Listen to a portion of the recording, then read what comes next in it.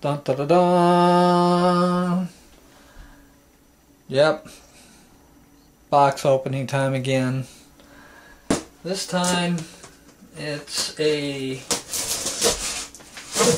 Carvin Quad X guitar preamp. This, I think I said last box opening that it was my last equipment purchase for the year, but I think this will be the last equipment purchase for the year. I do like Carvin gear, and you probably have figured out by now. And I like their older Carvin gear. And I found this one on eBay for a decent price, so I thought I would pick it up because I wanted one since they were developed back in the early 90s. And nice power cord included. I anticipate some cleanup. The seller said that the pots were a little bit squeaky, so not squeaky, that wouldn't be the right word, would it? Scratchy. So I'm looking at, you know, typical cleaning and things like that, going over the unit. So I am looking forward to getting into it and going over the whole unit and seeing how she fares out. So, there she is. Get a little bit squared up there. So, here we have the Carvin Quad X, this guitar preamp. This is probably a 93 through 96. I don't know the exact date yet on it. But it is the MIDI version with the, well, I think all of them were MIDI capable, but the later model has the proper MIDI cable connectors instead of 1/4 inch connectors.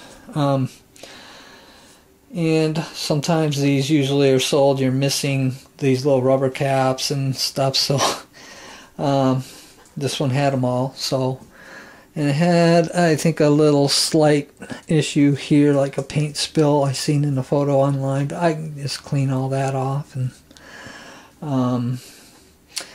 9 12AX7 tubes are inside of these units, and some people in some forums just, oh, it's over designed, it's overkill. Yeah, it's overtoned too. These things sound absolutely killer for the cleans and the distortion channels. So I'm looking forward to ripping it open, seeing what's inside. That'll be in the next video. As far as what the tube complement is on here, whether the thing's completely stock. There are mods that can be done to these that people do, and I don't know the history of this one, so I know I'm at least the third owner. The person that bought it before me bought it on eBay as well, so, and he did not do anything with the tubes, so I don't know if it's completely stock or if there's been any mods on them or anything, so I'll be looking on the inside to see what can be done and on the unit. But that's the opening, very nice and quick. So 4 channels. If you're not familiar with these units, the first channel is clean, the second channel is a shared second and third channel, and up here you have cloaking, which basically hides the low end of the mid-range to clean up your guitar's tone if you need to. The third channel is more of a crunch, kind of Marshall JCM 45 type crunch, I guess. And then the insane sustain channel. I think there's 4 tubes actually just for this channel alone, but they build on the other tubes for the other channels. So not a total expert on it, but it has a built-in noise gate right here and built-in reverb tank, which is also bypassable if you want to patch in your own reverb rack unit. Then this knob will control the level of your rack unit that you're using instead of the reverb tank that's inside. It has cabinet voicing right here, so that if you run the XLR outs to your recording deck, you can get 412 cabinet simulation, which is very good on these units as well. And then you have stereo outputs and mono outputs right here.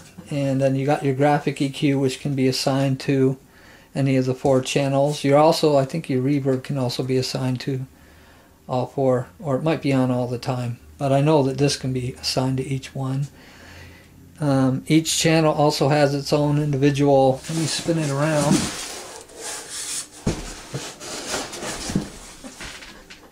Each channel has its own effects loop, input and output right here.